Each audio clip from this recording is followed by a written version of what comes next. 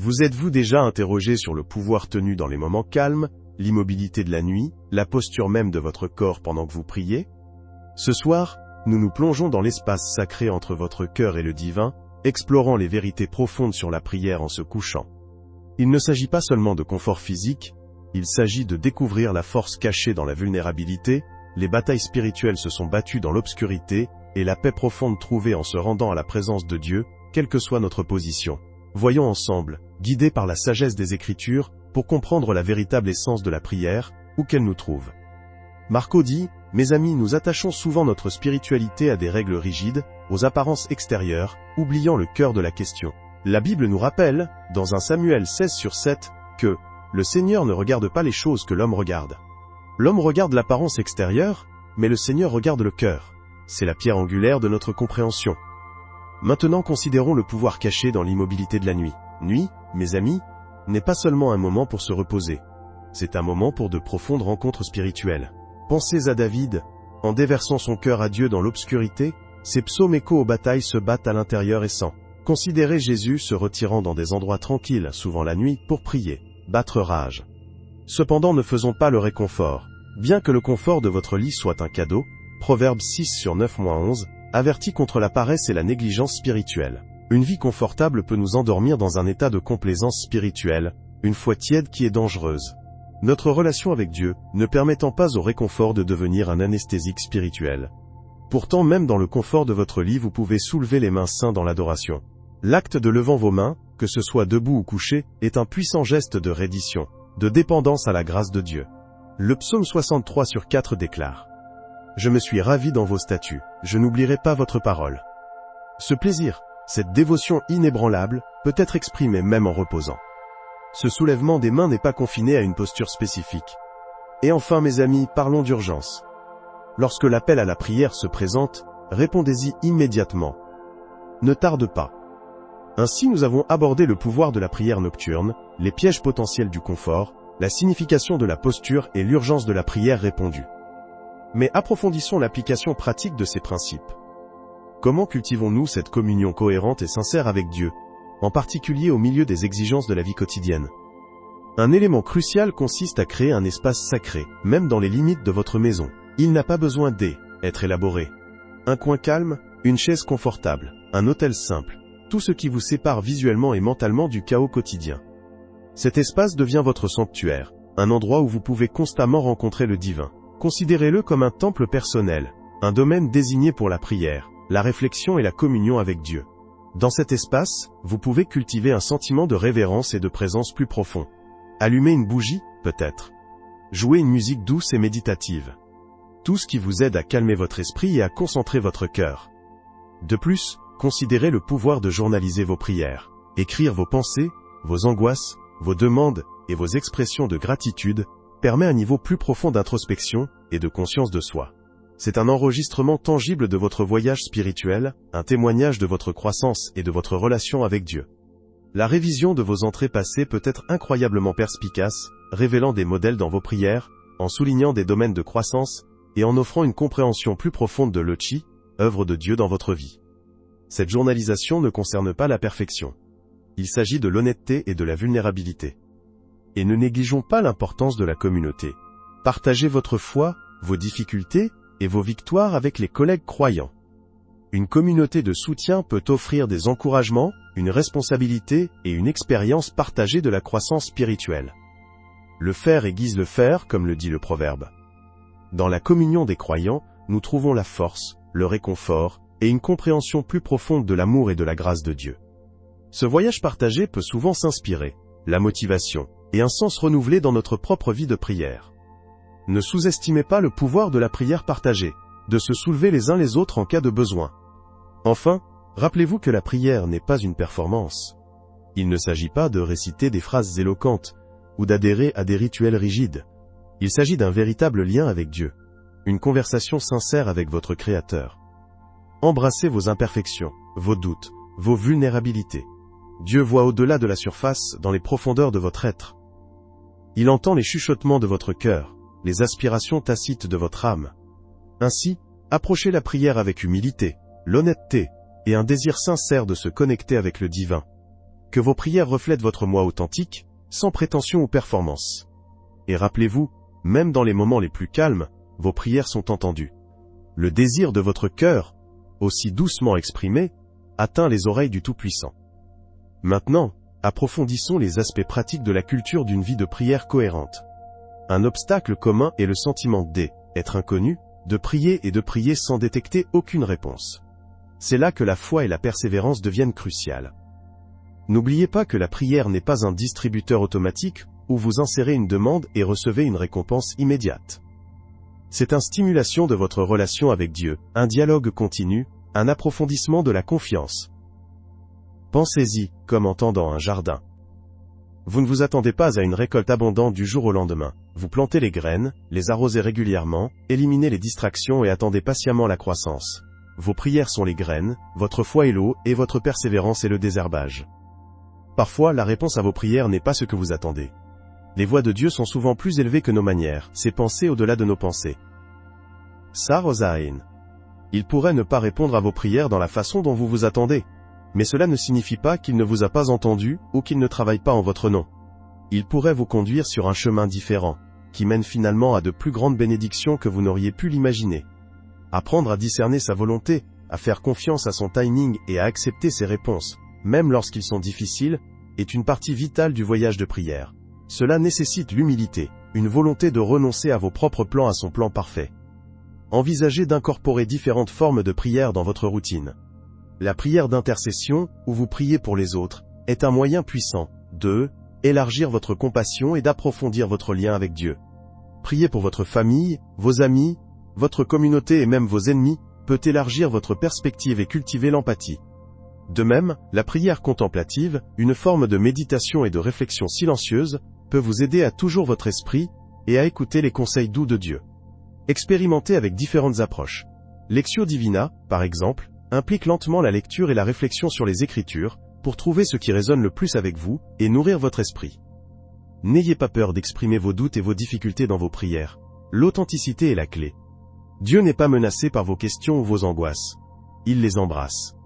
Il comprend votre humanité, vos limites, vos imperfections. En fait, c'est souvent dans notre vulnérabilité, que nous vivons le lien le plus profond avec lui. Partagez vos peurs, vos incertitudes, vos déceptions. Laissez vos prières être un miroir reflétant votre vrai moi, vos verrues, et tout. Cette honnêteté favorise un niveau plus profond d'intimité et de confiance dans votre relation avec Dieu.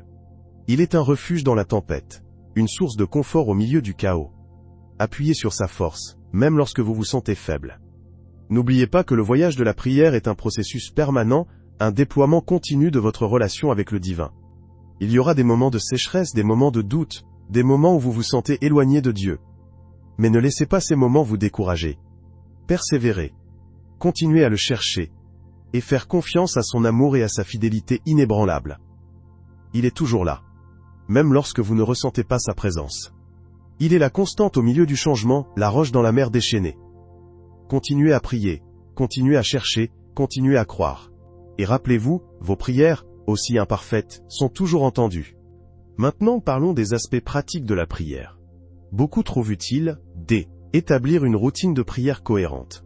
Cela ne doit pas être rigide ou trop structuré. Il s'agit davantage de créer un espace dédié, et du temps pour se connecter avec Dieu. Certaines personnes préfèrent prier dès le matin, donnant le ton à leur journée. D'autres trouvent le calme de la soirée plus propice à la réflexion. Expérimentez pour trouver ce qui vous convient le mieux. Même 5 minutes de prière ciblée peuvent avoir profondément un impact. Envisagez de tenir un journal de prière. Cela peut être un simple cahier, où vous enregistrez vos prières, vos pensées et les réponses de Dieu. Écrire vos prières aide à clarifier vos pensées et vos sentiments. Et les revoir plus tard peut révéler des modèles et des idées que vous auriez pu manquer autrement. C'est aussi une merveilleuse façon de suivre la fidélité de Dieu et de voir comment il a répondu à vos prières, même de manière subtile. Ne vous inquiétez pas d'être éloquent ou parfaitement articulé. Écrivez honnêtement et ouvertement. Une autre pratique utile consiste à intégrer les Écritures dans votre temps de prière. La lecture d'un passage de l'Écriture, écriture avant ou après la prière, peut fournir un contexte, une inspiration et des conseils. Permettez aux mots de pénétrer votre cœur et votre esprit, en méditant sur leur signification et en les appliquant à votre vie. La Bible est un trésor de sagesse, de confort et d'encouragement, offrant une riche tapisserie d'histoires, d'enseignements et de promesses. N'oubliez pas que la prière ne consiste pas seulement à demander des choses. Il s'agit également d'exprimer sa gratitude, de louer Dieu pour sa bonté, et de reconnaître sa souveraineté. Prenez le temps de le remercier pour les bénédictions de votre vie, grandes et petites. Même dans des circonstances difficiles, il y a toujours quelque chose à être reconnaissant. Cultiver une attitude de gratitude ouvre votre cœur pour recevoir l'amour et la grâce de Dieu plus pleinement. Pensez aux gens de votre vie dont vous êtes reconnaissant. Pensez à les écrire individuels de remerciement. Une simple expression d'appréciation peut être un puissant acte d'amour. Et enfin, ne vous découragez pas si vous ne ressentez pas de réponse immédiate à vos prières. Le timing de Dieu est souvent différent des nôtres. Faites confiance à son plan parfait, même lorsque vous ne le comprenez pas. Continuez à prier, continuez à le chercher, et continuez à faire confiance à son amour inébranlable. Il écoute toujours, travaille toujours en votre nom, même lorsque vous ne pouvez pas le voir. N'oubliez pas la parabole de la veuve persistante. Continuez à frapper, et la porte finira par s'ouvrir. La persistance dans la prière démontre la foi et la confiance en la capacité de Dieu à agir. C'est un témoignage de votre croyance inébranlable en son pouvoir et à sa bonté. Maintenant, approfondissons un peu plus les aspects pratiques de la prière. Nous avons parlé de trouver le bon temps et l'espace, la journalisation, l'utilisation des Écritures et l'expression de la gratitude. Mais qu'en est-il du contenu réel de vos prières?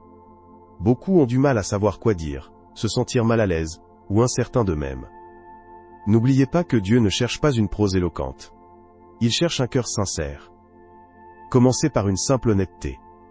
Dites-lui ce que vous pensez, le bien et le mal. N'ayez pas peur de partager vos peurs, vos doutes, vos angoisses.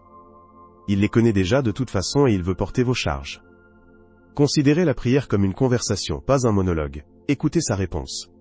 Ce n'est pas toujours une voix en plein essor des cieux, mais cela peut être une incitation subtile dans votre cœur, un verset D, écriture qui résonne profondément, une clarté soudaine de pensée, ou même un sentiment de paix au milieu du chaos.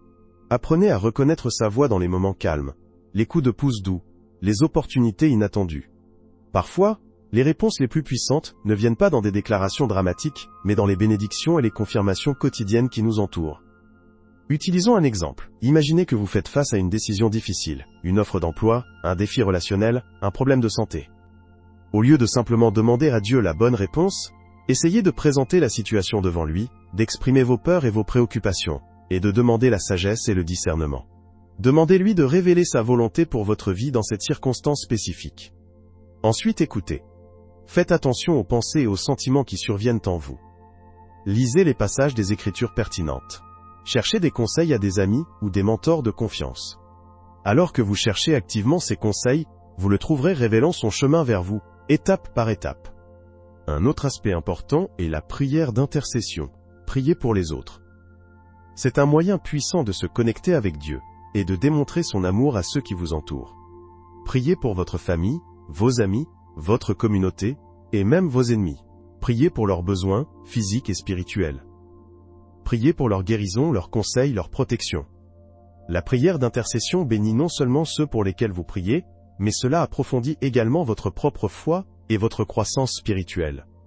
Cela aide à déplacer votre concentration vers l'extérieur, à loin de vos propres préoccupations, et à ressentir la joie de servir les autres. N'oubliez pas que même une simple prière sincère pour quelqu'un peut faire une profonde différence. Enfin, rappelez-vous le pouvoir de la prière persistante. N'abandonnez pas si vous ne voyez pas de résultats immédiats. La foi ne concerne pas la gratification instantanée.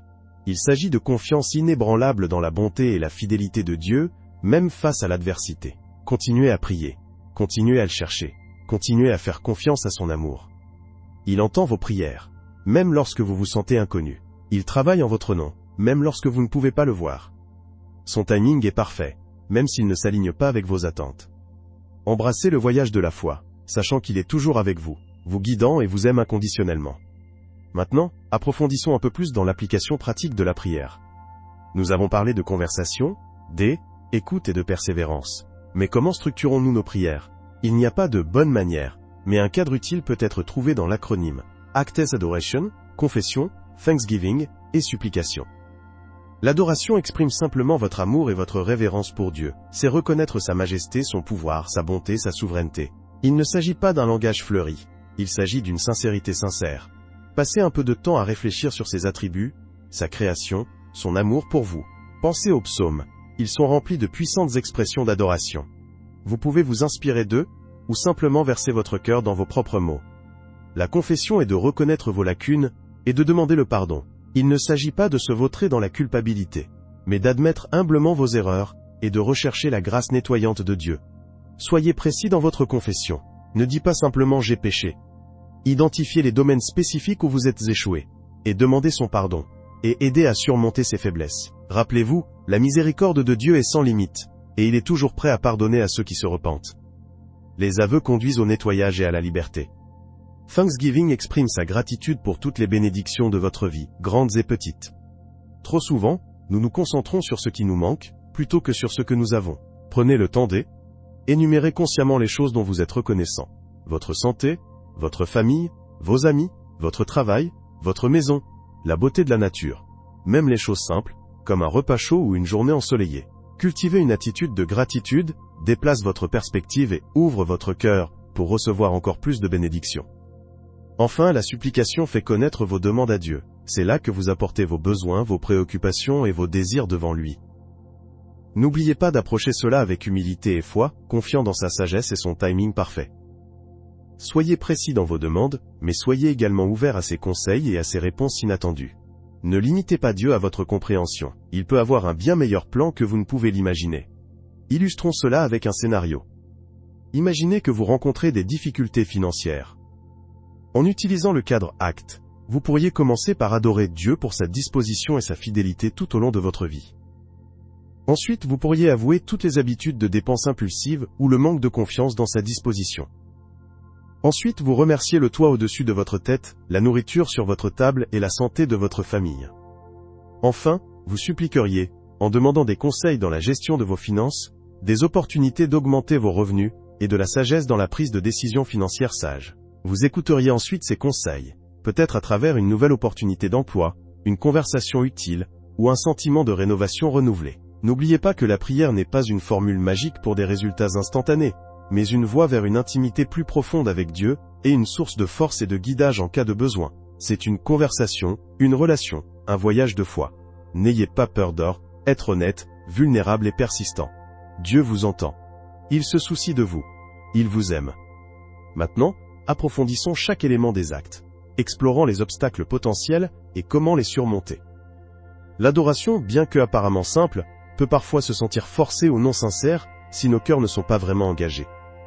Si vous avez du mal à adorer vraiment Dieu, essayez de vous concentrer sur des attributs spécifiques de son caractère. Au lieu d'un générique « Dieu est bon », pensez à le louer pour son amour inébranlable, sa miséricorde illimitée, sa sagesse infinie ou sa puissance incroyable.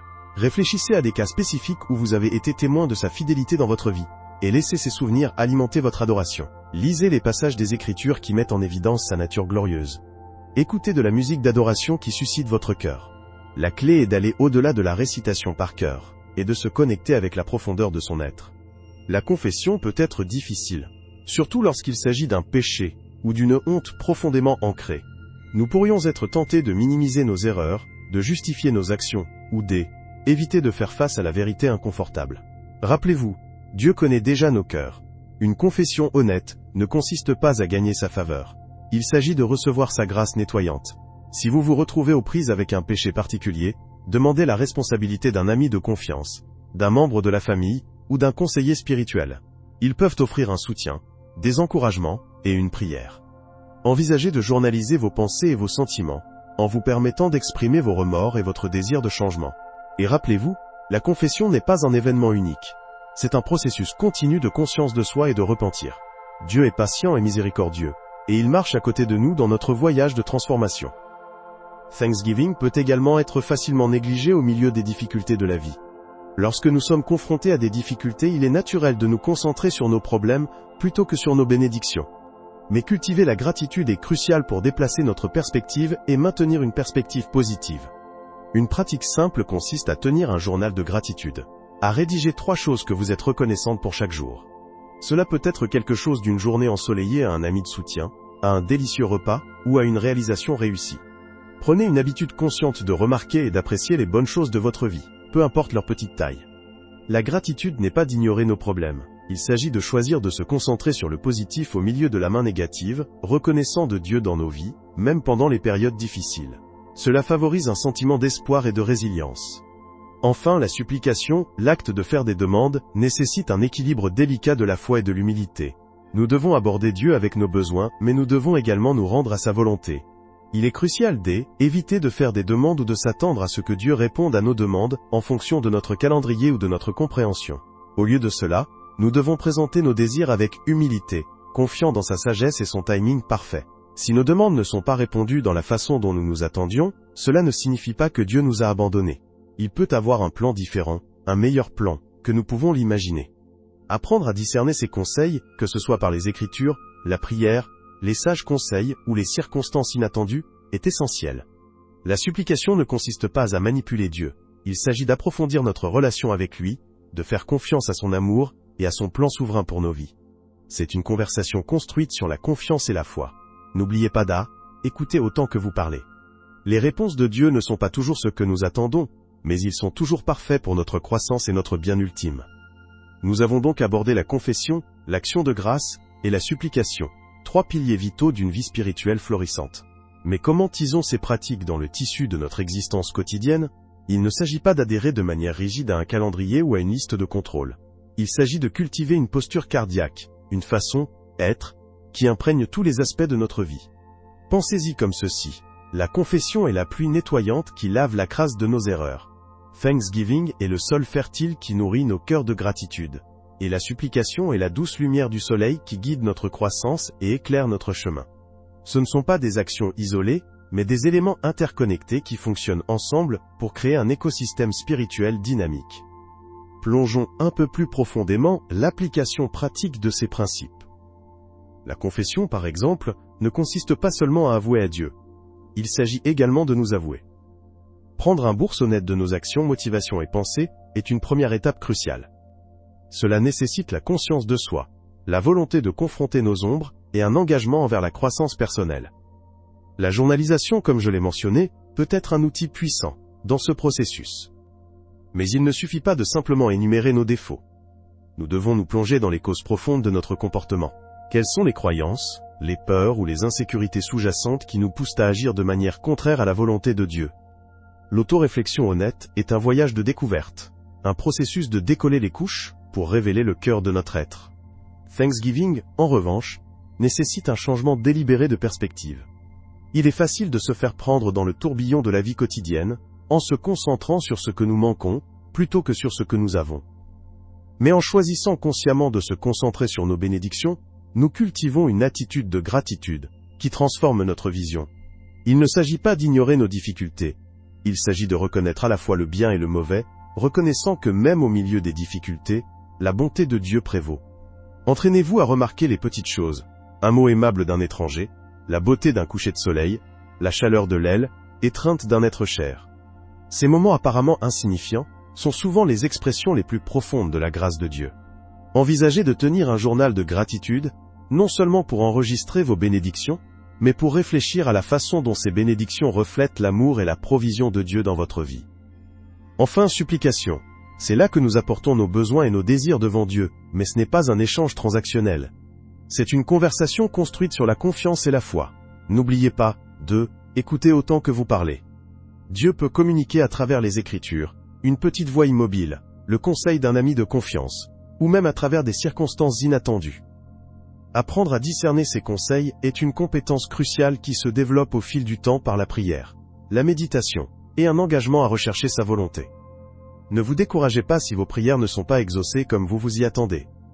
N'oubliez pas que le plan de Dieu est souvent bien plus grand que le nôtre. La supplication consiste à se remettre à sa volonté, à faire confiance à son timing parfait, et à lui permettre de façonner et de mouler votre vie en fonction de son but divin. C'est un processus pour approfondir votre relation avec lui, pas une méthode de manipulation pour obtenir ce que vous voulez. Cela nécessite l'humilité, la patience et la foi inébranlable. Il s'agit d'aligner votre volonté avec le sien, de comprendre que son amour et son plan pour vous sont bien plus grands que tout ce que vous pourriez imaginer. Donc, nous avons parlé de repentir, de Thanksgiving et de supplication, les 3 piliers si vous voulez d'une vie spirituelle profondément épanouissante. Mais comment tisons ces pratiques dans le tissu de notre existence quotidienne? Il ne s'agit pas de mettre de côté une heure spécifique chaque jour pour ces activités, bien que le temps dédié soit certainement bénéfique. Il s'agit de les intégrer dans le rythme de votre vie, ce qui en fait une partie intégrante de qui vous êtes. Considérez le repentir non pas comme un événement grand et dramatique, mais comme un processus continu de raffinement. C'est comme polir une pierre précieuse, en train d'écraser les bords rugueux, révélant l'aile, éclat à l'intérieur. Chaque jour présente des opportunités d'auto-examen. Lorsque vous trébuchez, comme nous le faisons tous inévitablement, ne vous battez pas. Au lieu de cela, reconnaissez l'erreur. Demandez le pardon, et en découvrez. C'est l'essence du repentir. Un cycle continu de tomber, de monter, et de se rapprocher de Dieu. Envisagez de garder un petit cahier, non seulement pour la journalisation de vos réflexions, mais aussi pour noter les moments où vous ressentez le remorqueur de tentation, ou la piqûre de l'aile. Échec. Réfléchissez à ce qui a déclenché ces sentiments, à votre réponse, et à ce que vous pourriez faire différemment la prochaine fois. Cette approche proactive transforme les pièges potentiels en expériences d'apprentissage précieuses. La gratitude, de même, n'est pas une émotion passive. C'est une pratique active. Il s'agit de choisir consciemment de se concentrer sur le positif, même lorsqu'il est entouré de négativité. Cela nécessite une discipline, un effort délibéré pour déplacer notre point de vue. Essayez cet exercice. À la fin de chaque journée, notez 3 choses dont vous êtes reconnaissant. Ils n'ont pas à être de grands gestes. Ils peuvent être aussi simples qu'une tasse de thé chaude, un après-midi ensoleillé, ou un mot gentil d'un être cher. Au fil du temps, vous vous retrouverez de plus en plus à l'ESA, écoute des bénédictions de votre vie, remarquant les petits miracles qui passent souvent inaperçus. Cette pratique cultive un sentiment de contentement et de joie, favorisant une appréciation plus profonde pour la provision et l'amour de Dieu. N'oubliez pas, il ne s'agit pas d'ignorer les défis, mais de les reconnaître dans un contexte plus large de gratitude. Il s'agit de reconnaître que même au milieu des tempêtes, il y a toujours une lueur de lumière, un signe de la présence inébranlable de Dieu. Et enfin, supplication. Ne pensez pas à la prière comme une liste de courses présentée à un distributeur automatique divine. C'est une conversation, une communion avec le divin. Il s'agit d'ouvrir votre cœur et de partager vos plus profonds espoirs, peurs et aspirations avec Dieu. Il s'agit également d'écouter, de créer de l'espace pour que Dieu vous parle. Cela peut provenir de l'écriture, un aperçu soudain, une incitation de votre intuition, ou même par les paroles d'un ami ou d'un mentor de confiance. La prière n'est pas une formule magique. C'est un processus pour approfondir votre relation avec Dieu, un voyage de confiance et de foi. Développez une pratique régulière de la prière, même si ce n'est que quelques minutes par jour. Trouvez un espace calme où vous pouvez être seul avec Dieu, exempt de distractions. Et rappelez-vous, il ne s'agit pas de la durée de vos prières, mais de la sincérité de votre cœur. La persistance dans la prière est la clé. Ne vous découragez pas si vous ne voyez pas de résultats immédiats. Dieu travaille à son propre temps, et d'une manière que nous ne comprenons peut-être pas. Faites confiance à son plan, même lorsque le chemin ne semble pas clair. N'oubliez pas qu'il est toujours avec vous, vous guidant, et vous soutient à chaque étape du processus. Le voyage de la foi est un processus de vie, de croissance et d'approfondissement de votre relation avec Dieu. Embrassez les défis, célébrez les victoires, et rappelez-vous toujours que l'amour de Dieu est inconditionnel et sans faille. Ce voyage, cette relation approfondie avec Dieu, n'est pas une poursuite solitaire. C'est un voyage mieux avec les autres. Trouvez une communauté de foi, un groupe de personnes partageant les mêmes idées qui partagent vos croyances et vos valeurs. Cela pourrait être une église, un petit groupe, ou même une communauté en ligne. Vous entourer de soutien et encourageant les gens renforce votre foi, et fournit un réseau vital de soutien pendant les périodes difficiles. Ces personnes peuvent offrir des encouragements, une responsabilité et une oreille écoute, lorsque vous en avez le plus besoin. Ils peuvent célébrer vos victoires et offrir du réconfort en période de chagrin. Rappelez-vous la parabole de la graine de moutarde ? Une minuscule graine devenue un puissant arbre, offrant un abri et une subsistance. Votre foi, nourrie au sein d'une communauté, se développera de la même manière et s'épanouira, offrant de la force et de la résilience face à l'adversité. Envisagez également le mentorat. Cherchez des individus qui sont plus loin dans leur parcours de foi, des personnes qui peuvent offrir des conseils, de la sagesse et du soutien. Ces mentors peuvent vous aider à naviguer sur les complexités de la vie, offrant des idées et des perspectives précieuses. Ils peuvent vous mettre au défi de grandir, de sortir de votre zone de confort, et d'embrasser de nouvelles possibilités. N'hésitez pas à demander de l'aide. C'est un signe de force, pas de faiblesse. Un mentor sage peut éclairer les angles morts, vous aider à identifier les domaines à améliorer, et vous encourager lorsque vous vous sentez découragé. La sagesse et l'expérience des autres peuvent être inestimables dans votre croissance spirituelle. N'oubliez pas que ce n'est pas une course. C'est un marathon. Il y aura des hauts et des bas, des moments de doute et d'incertitude. Mais à travers tout cela, rappelez-vous l'amour et le soutien inébranlable de Dieu. Il est toujours avec vous, vous guide, vous renforcez, et marchez à vos côtés à chaque étape du chemin. Embrassez le voyage, apprenant de vos erreurs, célébrant vos succès, et s'efforçant constamment d'approfondir votre relation avec le divin. Il s'agit d'un parcours permanent, un processus continu de croissance et de découverte. Et rappelez-vous, la chose la plus importante n'est pas la perfection, mais les progrès. Chaque jour, s'efforcer de se rapprocher un peu de Dieu, un peu plus près de la personne qu'il vous a créée. Ce voyage est un cadeau, un privilège, un témoignage de l'amour incroyable qu'il a pour chacun de nous. Embrassez le voyage à bras ouverts et un cœur reconnaissant. Les récompenses sont incommensurables. Alors quel aspect de l'approfondissement de votre relation avec Dieu résonne le plus avec vous? Faites-moi savoir dans les commentaires ci-dessous. Et n'oubliez pas de vous abonner, frappez cette cloche de notification afin de ne pas manquer notre prochaine vidéo sur la construction d'une communauté religieuse plus forte, et de me rejoindre la prochaine fois alors que nous approfondissons ce voyage incroyable. Que Dieu vous bénisse, et c'est Marco, déconnectant.